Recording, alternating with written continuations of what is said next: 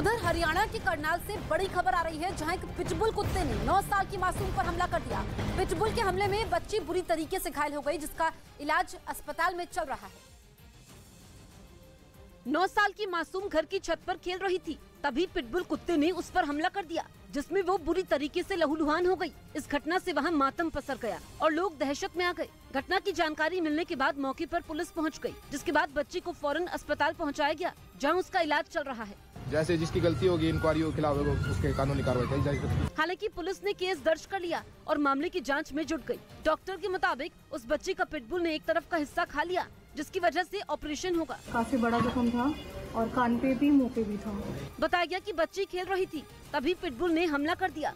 हालांकि कुत्ते की मालकिन ने बचाने की कोशिश की, लेकिन तब तक काफी देर हो चुकी थी।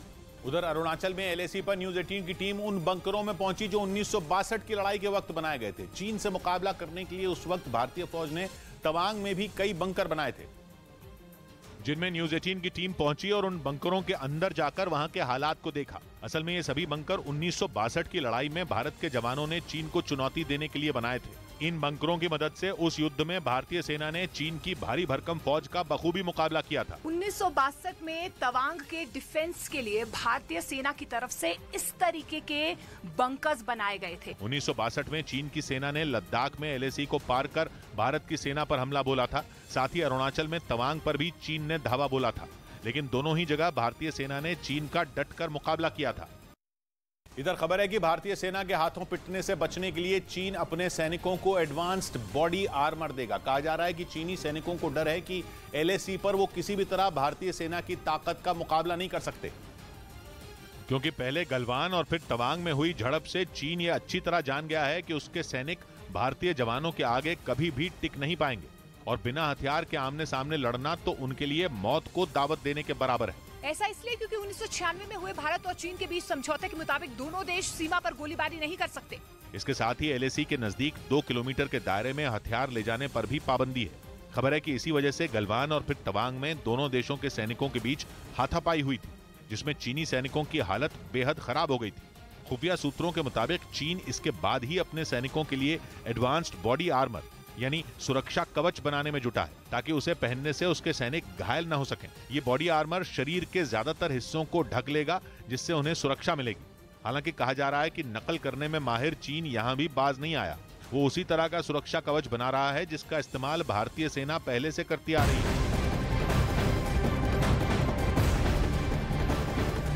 बीजेपी पाकिस्तान के विदेश मंत्री बिलावल भुट्टो के खिलाफ विरोध प्रदर्शन करेगी। सभी राज्यों की राजधानी में ये विरोध प्रदर्शन किया जाएगा। इस देशव्यापी प्रदर्शन में बिलावल भुट्टो का पुतला भी फूंका जाएगा। कल भी बिलावल भुट्टो के खिलाफ दिल्ली में पाकिस्तान के उच्चायोग के बाहर प्रदर्शन किया गया था। बिलावल भुट्टो ने पीएम के खिलाफ विवादास्पद बयान दिया था। उधर चीन के मुद्दे पर विपक्ष में 2 खेमे नजर आए, क्योंकि राहुल गांधी ने इस मुद्दे पर सरकार को घेरा, जबकि समाजवादी पार्टी केंद्र सरकार के साथ खड़ी नजर आई। कांग्रेस चीन के मुद्दे पर विपक्ष को एकजुट करना चाहती है, जिसके लिए मल्लिकार्जुन खड़गे ने कोशिश भी की थी, लेकिन सफल नहीं हुए। या यूं कहें कि चीन के मुद्दे पर भी कांग्रेस को विपक्षी पार्टियों का साथ मिलता नजर नहीं आया और इस मामले पर संसद से सड़क तक हमला करने वाली कांग्रेस अलग थलग पड़ गई। 9 दिसंबर को तवांग सेक्टर में हुई झड़प के मुद्दे पर कांग्रेस केंद्र सरकार पर उंगली उठा रही।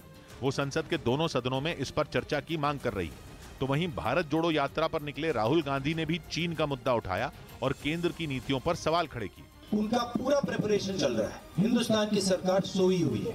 लेकिन समाजवादी पार्टी के सुर कुछ अलग ही नजर आए, क्योंकि चीन के मुद्दे पर वो राहुल के समर्थन में नहीं बल्कि सरकार के समर्थन में खड़ी हो गई। भारत की सेना पे जब भी कोई सवाल होगा, समाजवादी पार्टी भारत सरकार के साथ खड़ी है। मतलब एक और मोर्चे पर विपक्षी एकता तार तार होती नजर आई।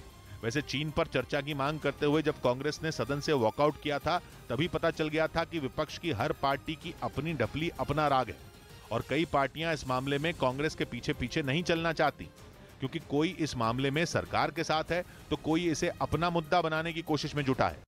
इस बीच खबर है कि बॉर्डर से जुड़े विवाद में आक्रामक रुख दिखा रहे चीन की अर्थव्यवस्था बहुत बुरे दौर से गुजर रही है। अर्थव्यवस्था का हाल बताने वाले आंकड़े चीन के लिए बहुत बुरी खबर लेकर आए और चीन की अर्थव्यवस्था पिछले कई महीनों के अपने सबसे खराब स्तर पर पहुंच गई। नवंबर में चीन का इंडस्ट्रियल प्रोडक्शन केवल 2.2% ही बढ़ा, जबकि अक्टूबर में यह आंकड़ा 5% था। रिटेल सेल में नवंबर में बहुत बड़ी गिरावट आई। रिटेल सेल करीब 6% कम हो गई। रिटेल सेल के आंकड़ों से पता चलता है कि वहां के लोगों के पास खरीदारी करने के लिए कितने पैसे हैं और वो बाजार में कितना पैसा खर्च कर रहे हैं। ये आंकड़ा बड़ा हो तभी अर्थव्यवस्था के बढ़ने की गुंजाइश बनती है। ऊपर से चीन की एजेंसियों की टेंशन इसलिए भी बढ़ी है क्योंकि आने वाले महीनों में कोरोना वायरस के कारण हालात और बिगड़ने वाले हैं। इसीलिए माना जा रहा है कि चीन की सरकार वहां के लोगों का ध्यान भटकाना चाहती है। इसीलिए वो बॉर्डर विवाद जैसे मुद्दे उछालकर नाकामियों को छुपाने की कोशिश कर रही है।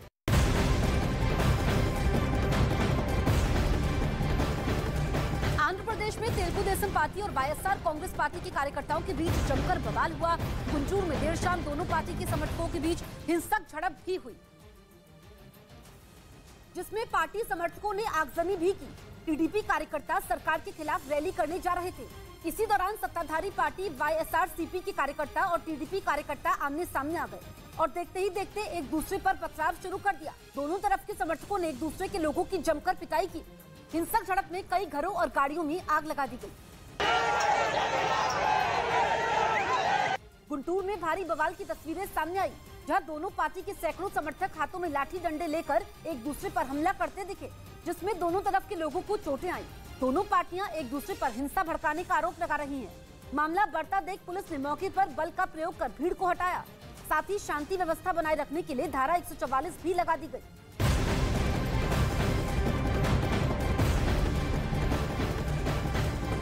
आज कोलकाता में पूर्वी क्षेत्रीय परिषद की बैठक होगी। बैठक की अध्यक्षता गृह मंत्री अमित शाह करेंगे। पूर्वी क्षेत्रीय परिषद की इस बैठक में अंतर्राज्यीय सीमाओं पर सुरक्षा, भारत बांग्लादेश सीमा पर तस्करी और कनेक्टिविटी जैसे मुद्दों पर चर्चा होगी। परिषद में पश्चिम बंगाल, बिहार, झारखंड और ओडिशा शामिल है। बैठक में हिस्सा लेने के लिए अमित शाह कल कोलकाता पहुंच गए। अमेरिका की प्रतिष्ठित हार्वर्ड यूनिवर्सिटी में क्लॉडीन गे नाम की पहली अश्वेत महिला अध्यक्ष चुनी गई।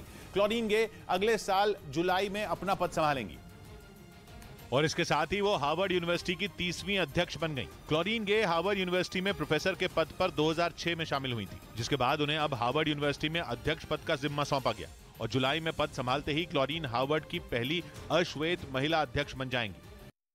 दिल्ली के पास ग्रेटर नोएडा के एक इलाके में पुलिस ने मुठभेड़ के बाद 1.5 करोड़ की चोरी के आरोपियों को गिरफ्तार कर लिया। इस दौरान 3 आरोपियों के पैर में गोली लगी, जिसकी वजह से वो तीनों घायल होकर वहीं गिर गए, जबकि एक आरोपी ने भागने की कोशिश की, लेकिन पुलिस ने उसे भी धर दबोचा। इन चारों लोगों ने कुछ दिन पहले ही 1.5 करोड़ की चोरी की घटना को अंजाम दिया था, जिसके बाद से पुलिस इनकी तलाश कर रही थी।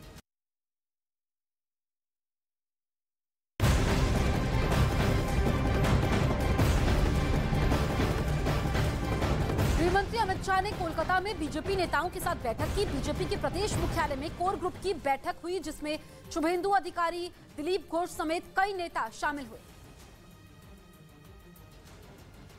तो ये तस्वीरें हम आपको दिखा रहे हैं। गृहमंत्री अमित शाह ने कोलकाता में बीजेपी नेताओं के साथ बैठक की है। बीजेपी के प्रदेश मुख्यालय में कोर ग्रुप की बैठक हुई, जिसमें शुभेंदु अधिकारी, दिलीप घोष समेत कई नेता शामिल हुए।